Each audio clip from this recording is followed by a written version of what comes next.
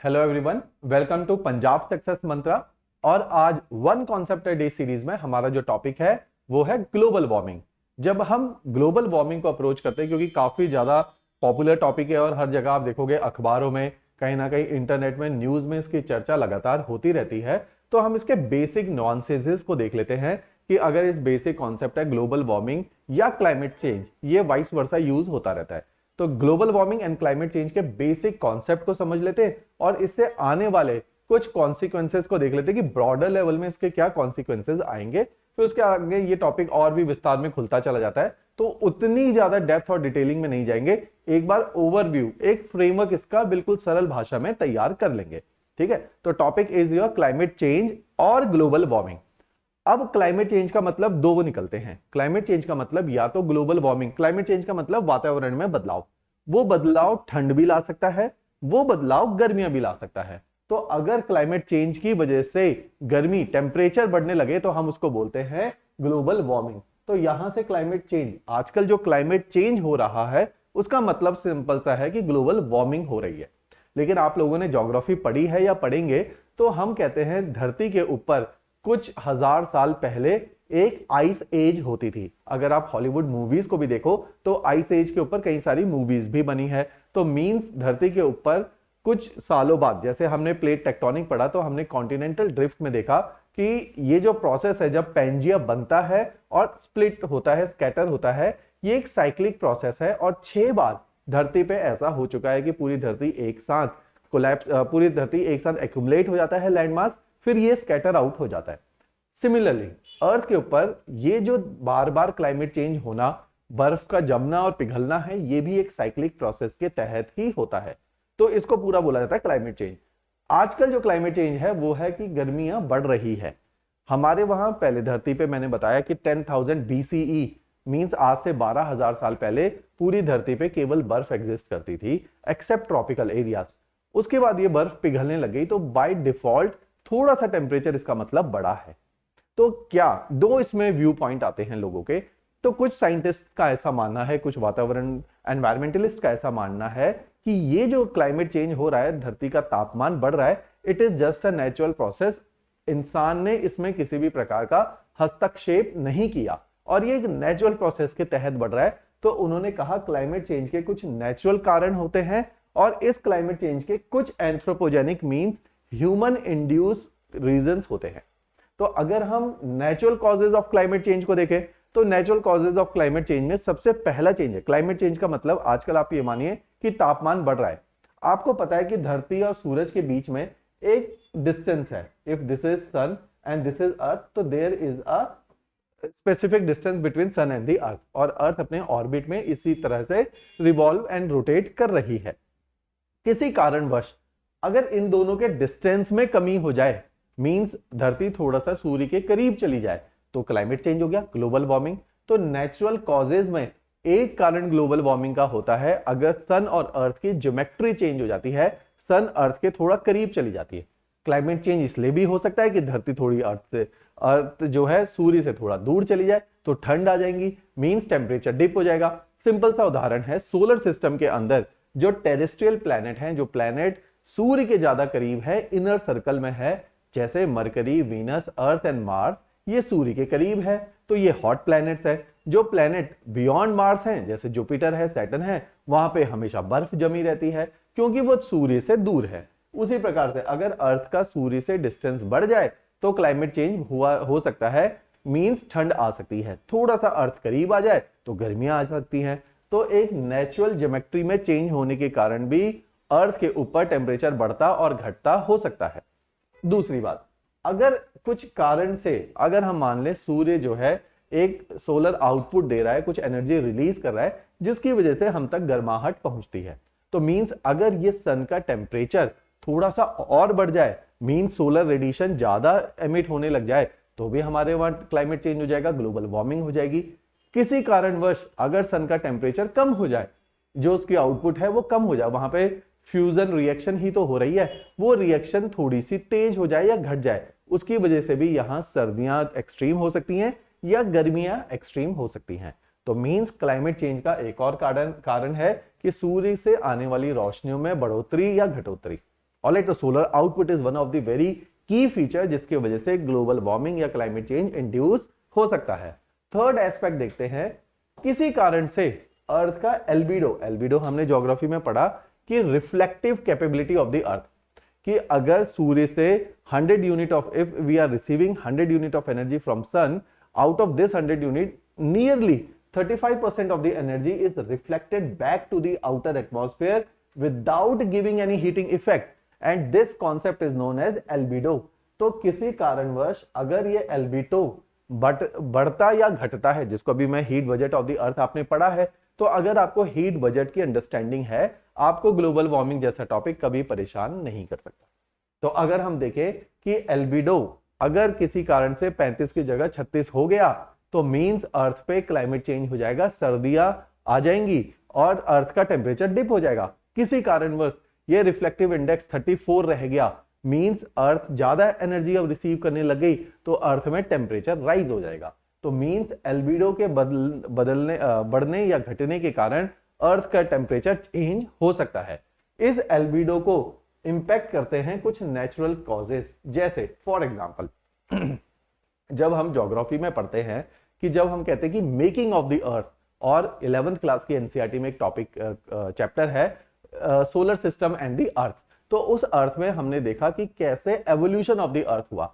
तो वहां पे एक पैराग्राफ है जिसमें लिखा है कि कुछ मिलियन ईयर्स पहले अर्थ के ऊपर, कुछ बिलियन ईयर्स पहले अर्थ के ऊपर इतने वॉल्केनिक इरप्शन हुए कि उन वॉल्केनिक इरप्शन से वाटर वेपर भी निकला, उन वॉल्केनिक इरप्शन से डस्ट निकली, एशेज निकली।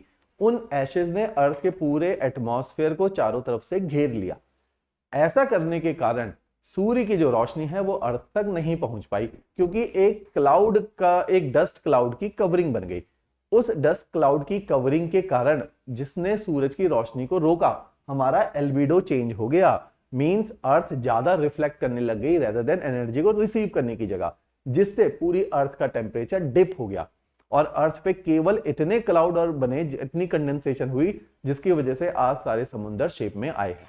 तो मींस वॉल्केनिक इरप्शन के कारण अर्थ का एल्बिडो बढ़ता है और घटता है। ये एल्बिडो नेचुरल कॉजेज है और कई सारे कारण से बढ़ता और घटता रहता है, उसकी वजह से भी क्लाइमेट चेंज हो जाता है। तो ये कुछ हमने रीजन जाने जो नेचुरल कारण है कि अर्थ और सन की ज्योमेट्री का चेंज होना, जिसको आप कुछ इस प्रकार से देख सकते हैं मेरे साथ। अर्थ और सन की ज्योमेट्री मींस अगर अर्थ अभी इस तरह से रिवॉल्व कर रही है, एक ऑर्बिट में रिवॉल्व कर रही है जो कि एलिप्टिकल इन कैरेक्टर है, कल को ऑर्बिट कुछ इस तरह से हो जाए कि इनका डिस्टेंस थोड़ा सा कम हो जाए, इस कम डिस्टेंस की वजह से क्लाइमेट चेंज हो जाएगा। तो मींस अर्थ और सन की ज्योमेट्री चेंज होगी। अर्थ और सन की ज्योमेट्री के साथ साथ अगर सन का सोलर आउटपुट ही बढ़ गया तो अर्थ के ऊपर टेम्परेचर बढ़ जाएगा, सोलर आउटपुट घट गया तो टेम्परेचर घट जाएगा। थर्ड एस्पेक्ट हमने देखा एल्बिडो ही चेंज हो गया। जब हम हीट बजट करते हैं तो मैंने बताया अर्थ जो है 65% एनर्जी को रिसीव करती है और 35% वापस रिफ्लेक्ट बैक कर देती है। अगर ये रेशियो थोड़े भी चेंज होते हैं तो अर्थ का टेम्परेचर बढ़ सकता है या घट सकता है। तो ये कुछ नेचुरल कॉजेज हैं जिनसे क्लाइमेट चेंज होने की आशंका है। लेकिन जब साइंटिस्टों ने डेटा इकट्ठे किए थे सन 1880 से, तो हमने लगातार डेटा की मैपिंग करी, क्योंकि उससे पहले यूरोप में इंडस्ट्रियल रेवोल्यूशन हुआ। अब ये इंडस्ट्रियल रेवोल्यूशन के तहत क्या है, हमने इंडस्ट्रीज में कुछ सामान को बनाना शुरू कर दिया।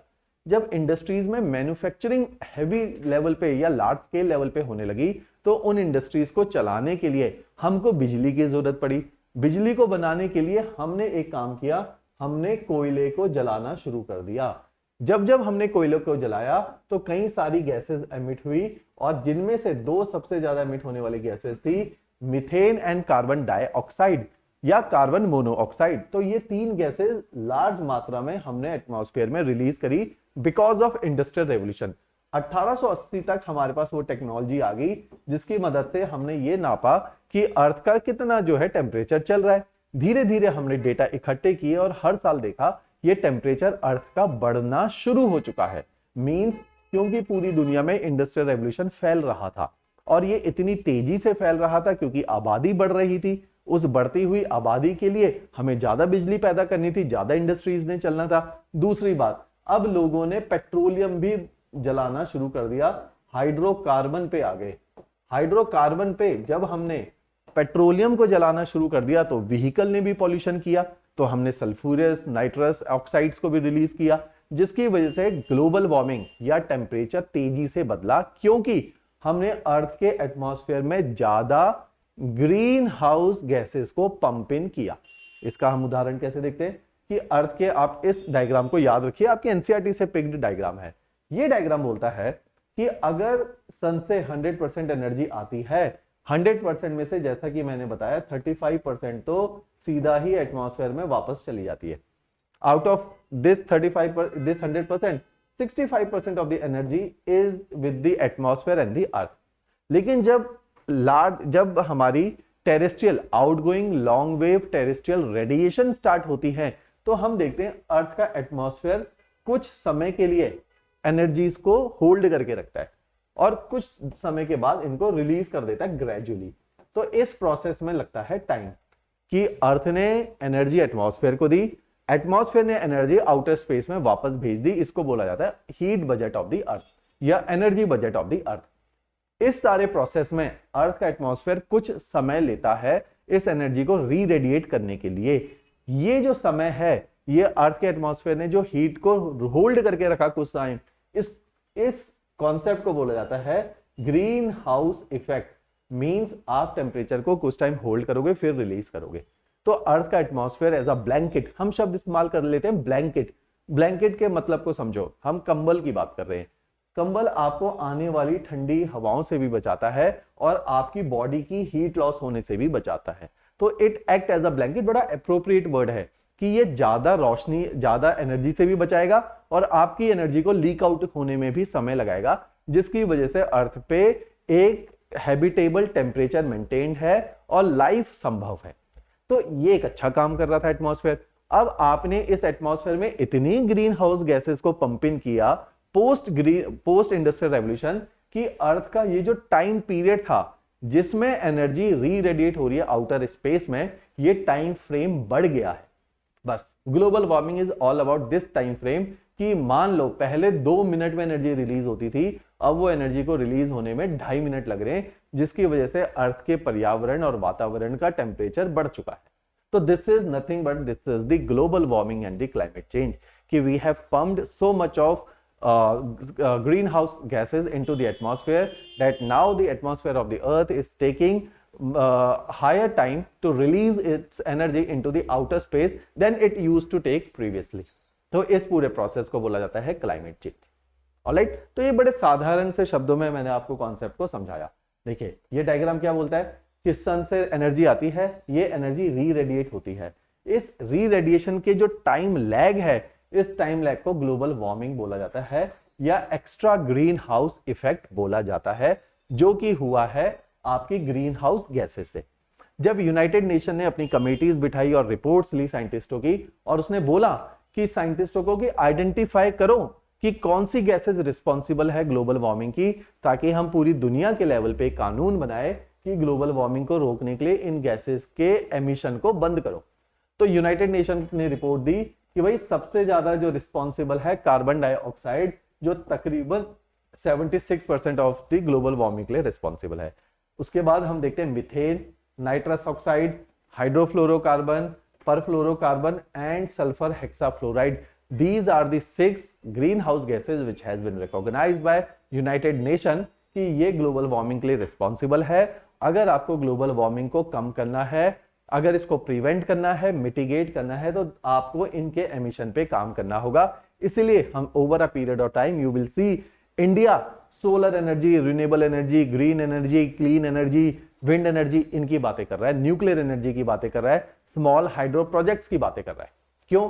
क्योंकि हमने दुनिया को यह वादा किया है कि क्योंकि India is the 3rd largest emitter of green house gases after China and USA, तो हमारी रिस्पॉन्सिबिलिटी ज्यादा बनती है कि हम कैसे ग्लोबल वार्मिंग को घटाएं।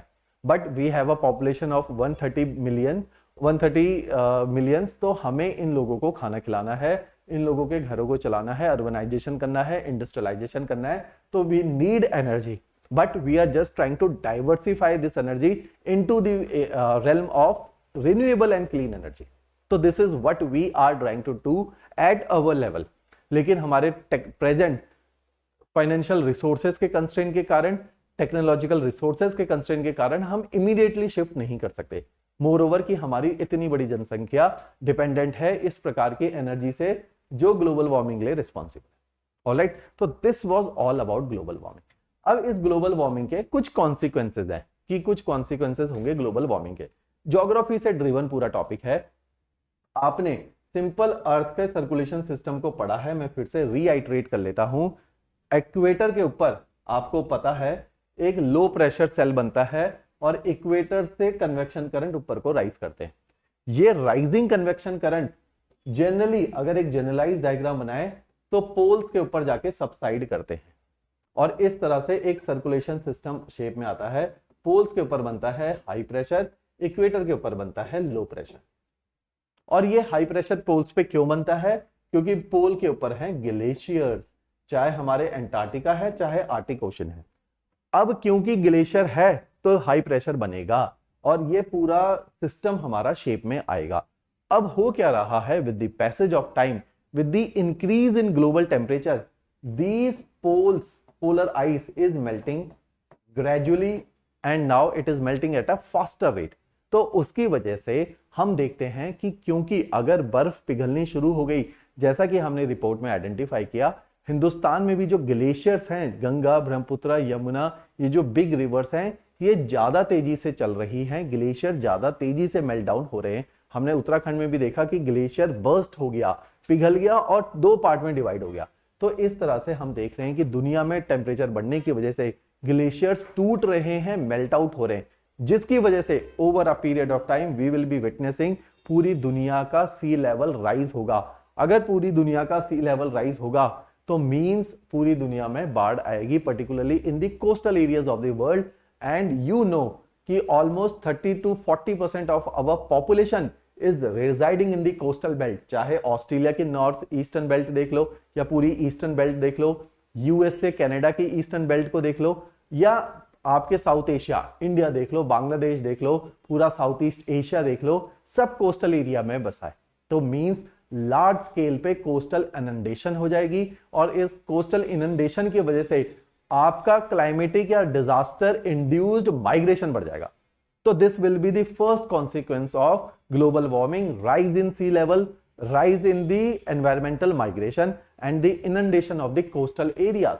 अगर आप देखेंगे मालदीव्स ने ये दर्शाने के लिए कि सबसे ज्यादा थ्रेट हम जैसे कोस्टल आइलैंडिक नेशंस को है, अगर सी लेवल राइज होता है हमारा अस्तित्व खत्म हो जाएगा। तो उन्होंने पूरी दुनिया को एक संदेश देने के लिए अंडरग्राउंड कैबिनेट मीटिंग अरेंज करी और दिखाया कि इन फ्यूचर हमें ऐसे जीना पड़ेगा क्योंकि आप लोग ग्लोबल वार्मिंग के लिए जो बड़े नेशंस हैं वो रिस्पॉन्सिबल हो। तो they have sent a message to the world. Similarly global warming में इस तरह से आप देखोगे लार्ज स्केल कोस्टल इनंडेशन होगा और maximum population of developing nation is residing in the coastal areas. तो उनको सबसे ज्यादा इंपैक्ट होगा। वो गरीब नेशन है, फाइनेंशियल टेक्नोलॉजिकल कंस्ट्रेन है, वो उभर नहीं पाएंगे।